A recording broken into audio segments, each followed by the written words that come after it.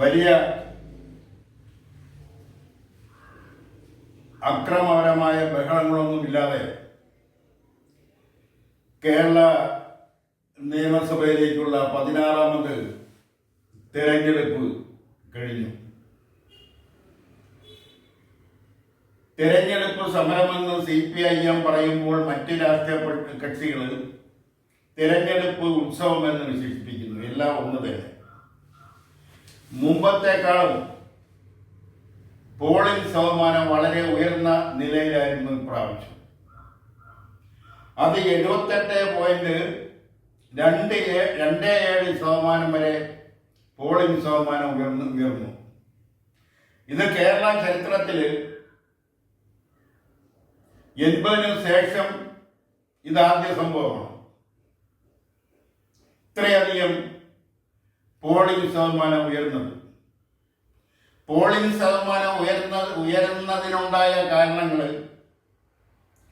അത് ഓരോ രാഷ്ട്രീയ കക്ഷികളും അവരുടെ കാഴ്ചപ്പാടിനനുസരിച്ച്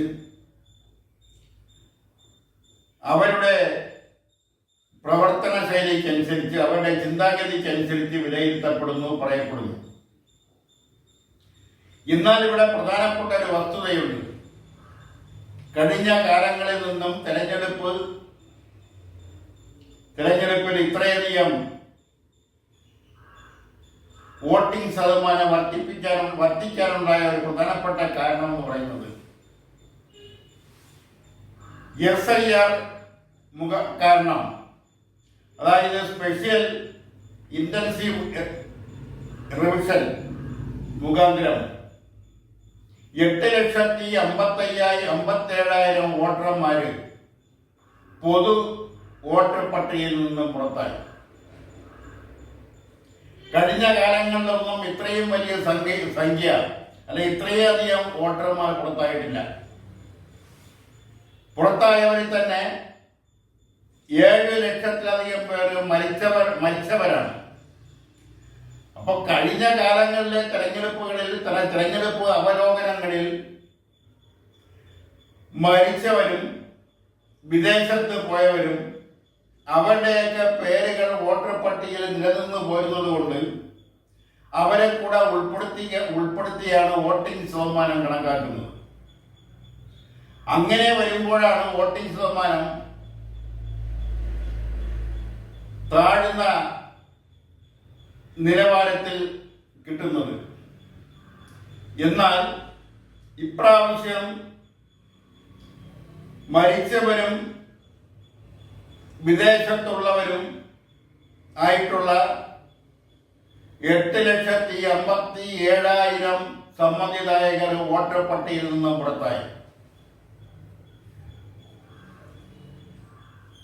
അത് ഒഴിവാക്കിക്കൊണ്ടാണ് ഇപ്രാവശ്യത്തെ വോട്ടിംഗ് ശതമാനം കണക്കാക്കിയത്.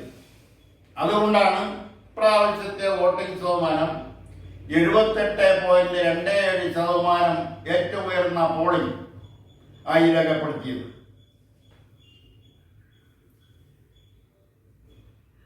അതുകൊണ്ട് കള്ളവോട്ട് പഴയ കാലങ്ങളിൽ നടന്നതുപോലുള്ള വ്യാപകമായ നിലയിൽ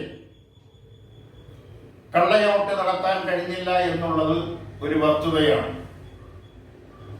എങ്കിലും അല്പസ്വല്പമൊക്കെ കള്ളവോട്ട് നടന്നു എന്നുള്ളതാണ് പുറത്തു വരുന്ന റിപ്പോർട്ടുകൾ സൂചിപ്പിക്കുന്നത്.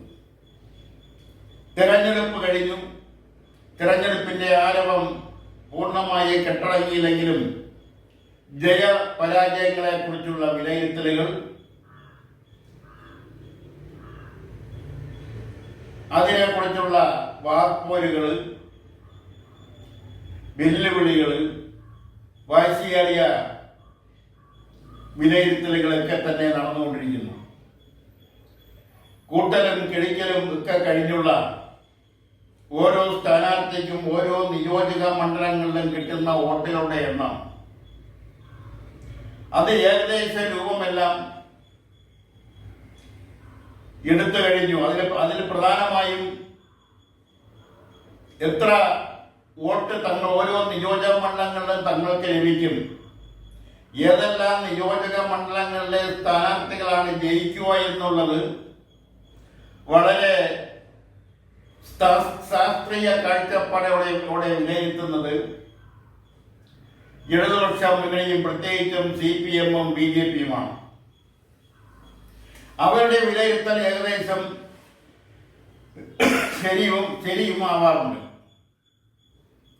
അങ്ങനെയുള്ള വിലയിരുത്തലുകൾ ഒരു വശത്ത് നടക്കുമ്പോൾ മറുവശത്ത് കോൺഗ്രസിനോടൊപ്പം നിൽക്കുന്ന സഖ്യകക്ഷികളുമാവട്ടെ, അവർ വളരെ ഇലക്ഷന് മുമ്പ് തന്നെ പറഞ്ഞുകൊണ്ടിരുന്ന 100-ലധികം സീറ്റുകൾ ലഭിക്കും എന്ന കാര്യത്തിലാണ് ഇപ്പോഴും അവർ ഉറച്ചു നിൽക്കുന്നത്. ഇപ്പോഴും അവർ പറയുന്നത് 100-ലധികം സീറ്റ് ലഭിക്കുമെന്നും 100-ലധികം സീറ്റ് കരസ്ഥമാക്കിക്കൊണ്ട് ഭരണത്തിൽ കയറുമെന്നുമുള്ളതാണ്. അതിലെ മന്ത്രിമാരാവാൻ സാധ്യതയുള്ള ചില നേതാക്കന്മാര് ഇപ്പോൾ തന്നെ വകുപ്പുകൾ വേർതിരിച്ച് ഇന്ന വകുപ്പ് തനിക്ക് വേണമെന്നുള്ള അല്ലെങ്കിൽ ഇന്ന വകുപ്പ് എടുക്കണമെന്ന് തങ്ങളുടെ വിശ്വസ്തരായ ഉപനേതാക്കളെ കൊണ്ട് അഭിപ്രായം പറയിക്കുന്ന ഒരു സ്ഥിതിയാണ് ഇപ്പോൾ നടന്നുകൊണ്ടിരിക്കുന്നത്.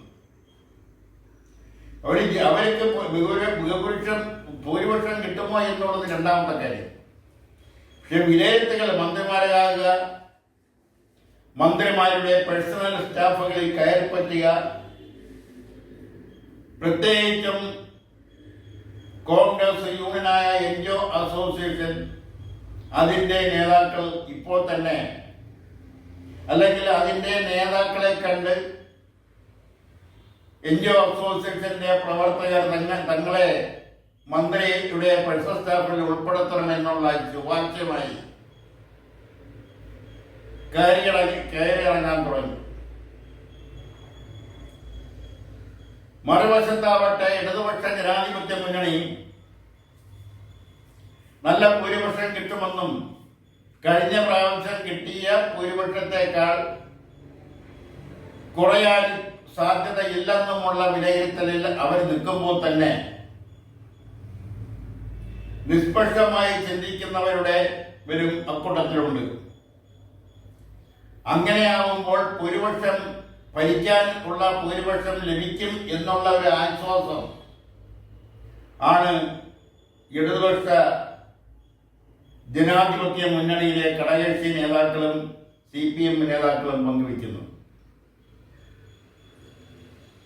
എന്തായാലും മെയ് 4-ാം തീയതി വരെ കാത്തിരിക്കേണ്ടി വരും. വ്യക്തമായ ചിത്രം ലഭിക്കുന്നതിന് വേണ്ടി ആരാണ് ഭരണത്തിൽ കടന്നു വരുന്നത് എന്നുമൊക്കെ വ്യക്തമാകുന്നതിന് വേണ്ടി മെയ് 4-ാം തീയതി വരെ കാത്തിരിക്കേണ്ടി വരും.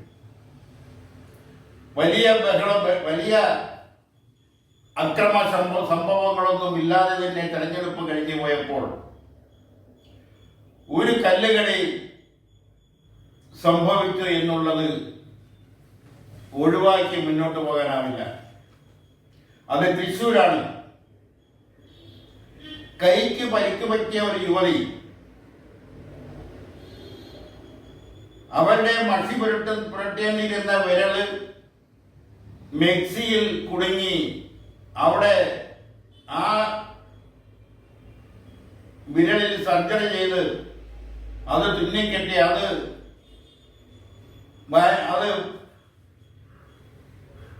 ബാൻഡേജ് ചെയ്ത് ആണ് അവർ വോട്ട് ചെയ്യാൻ വന്നത്.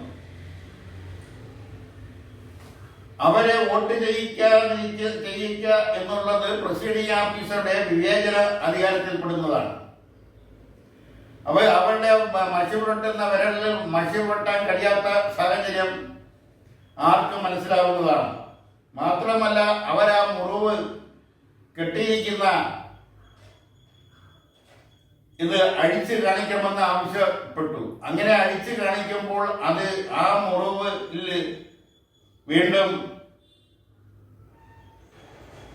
ഗുരുതരമായ നിലയിലേക്ക് അല്ലെങ്കിൽ അവിടെ മറ്റ് അണുബാധ ഉണ്ടാവാൻ സാധ്യതയുണ്ട്. അപ്പൊ അങ്ങനെ പ്രസിഡിംഗ് ഓഫീസറെ മുറിവ് അടിച്ച് കാണണമെന്ന് ആവശ്യപ്പെട്ടത് ശരിയായില്ല. അവിടെ എല്ലാവരും മെഡിക്കൽ ടീമടക്കം, മുൻ മന്ത്രിയടക്കം, MLA അടക്കം, മജിസ്ട്രേറ്റ്, RDO തുടങ്ങി ജില്ലാ ഇലക്ഷൻ കമ്മീഷൻ അടക്കം എല്ലാവരും ബന്ധപ്പെട്ടിട്ടും ആ പ്രസീഡിംഗ് ഓഫീസർ, ആ വനിതാ പ്രസീഡിംഗ് ഓഫീസർ ഒരു വനിതയെ, ഒരു യുവതിയെ വോട്ട് ചെയ്യാൻ അനുവദിക്കാതിരിക്കുന്ന ഒരു കാഴ്ച കേരള സമൂഹം കണ്ടതാണ്. ഒരാളിന് വിവേചനാധികാരം, ഒരു ഉദ്യോഗസ്ഥന് അല്ലെങ്കിൽ ഉദ്യോഗസ്ഥയ്ക്ക് വിവേചനാധികാരം നൽകിയിരിക്കുന്നത് പ്രത്യേക സാഹചര്യങ്ങളിൽ മനുഷ്യന് സഹായകരമാവുന്ന നിലപാട് സ്വീകരിക്കുന്നതിന് വേണ്ടിയാണ്. അല്ലാതെ മനുഷ്യർക്ക് ഉപദ്രവകരമായ നടപടി സ്വീകരിക്കുന്നതിന് വേണ്ടിയല്ല. എന്നാൽ ഇവിടെ സംഭവിച്ചിരിക്കുന്നത് മറിച്ചാണ്. ഒരു വോട്ട് അവരുടെ കയ്യിൽ മഷി പുരട്ടാൻ കഴിയാത്ത സാഹചര്യമാണ് അവിടെ ആ വിരലിലുള്ളത്, തുന്നിക്കെട്ടിയിരിക്കുന്ന ആ വിരല്. അത് അഴിച്ചാൽ ഇൻഫെക്ഷൻ ഉണ്ടാവാൻ സാധ്യതയുണ്ട്. അത് പ്രസിഡിംഗ് ഓഫീസർ ബോധ്യമാവാഞ്ഞിട്ടല്ല, നിയമത്തിന്റെ നൂലിൽ പിടിച്ചുകൊണ്ട് അവരെ വോട്ട് ചെയ്യാൻ അനുവദിക്കാതിരിക്കുക, മണിക്കൂറുകളോളം ആ യുവതി പോളിംഗ് സ്റ്റേഷനിലിരിക്കുക, അവരുടെ കൈക്കുഞ്ഞുമായി അവരുടെ ഭർത്താവ് പുറത്തു നിൽക്കുക.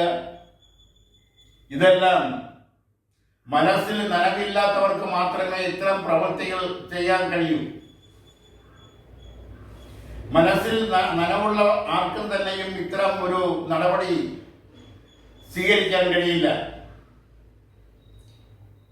നാളെ ഇതിന്റെ പേരിൽ അവർക്കെതിരെ നടപടി വരും, അല്ലെങ്കിൽ വന്നെന്നിരിക്കും. ഇപ്പോൾ തന്നെ ശിശു ക്ഷേമ സമിതി കേസെടുത്തു. ഇനി പല നടപടികളും വന്നെന്നിരിക്കും. പക്ഷെ ഇവിടുത്തെ വിഷയം അതല്ല. ഒരു പ്രസിഡിംഗ് ഓഫീസർ അവരുടെ വിവേചന അധികാരം ഉപയോഗിച്ച് ആ യുവതിക്ക് വോട്ട് ചെയ്യാനുള്ള സമ്മതിദാനാവകാശം രേഖപ്പെടുത്തുന്നതിനുള്ള അവകാശം, അംഗീകാരം നൽകാൻ കഴിയുമെന്നിരിക്കെ അത് നിഷേധിക്കുന്നത്, അതും ബോധപൂർവം നിഷേധിക്കുന്നത് നിയമത്തിന്റെ മുന്നിൽ നിയമത്തിന്റെ നൂലിൽ പിടിച്ചു തൂങ്ങുമ്പോൾ അത് ചിലപ്പോൾ ശരിയാണെന്ന് തോന്നാമെങ്കിൽ തന്നെയും എല്ലാത്തിനും അപ്പുറത്ത് മനുഷ്യൻ എന്ന പ്രാധാന്യം അത് കൈവിട്ടു പോകരുത്. ഇവിടെ സംഭവിച്ചിരിക്കുന്നത് അങ്ങനെയാണ്. ഇത്തരം നടപടികൾ ഒരു മേഖലയിലും ഒരു കാര്യത്തിലും ഉണ്ടാവാതിരിക്കുന്നതിന് ഇതുപോലുള്ള പ്രസിഡിംഗ് ഓഫീസറെ ആയിട്ട് നിയമിക്കുന്നവരെ അവരുടെ മനോനില കൂടി കണക്കിലെടുത്ത് അവര് ജനങ്ങളോട് എന്തുമാത്രം വെറുപ്പാണ് അവർക്കുള്ളതെങ്കിൽ ഉള്ള ഒരു ഉദ്യോഗസ്ഥനാണെങ്കിൽ അവരെ ഇത്തരം ഉത്തരവാദിത്തപ്പെട്ട ജോലിയിൽ നിന്ന് മാറ്റി നിർത്തുകയാണ് വേണ്ടത് എന്ന് ഈ അവസരത്തിൽ കേരള ഇലക്ഷൻ ശക്തമായി ആവശ്യപ്പെടുന്നു.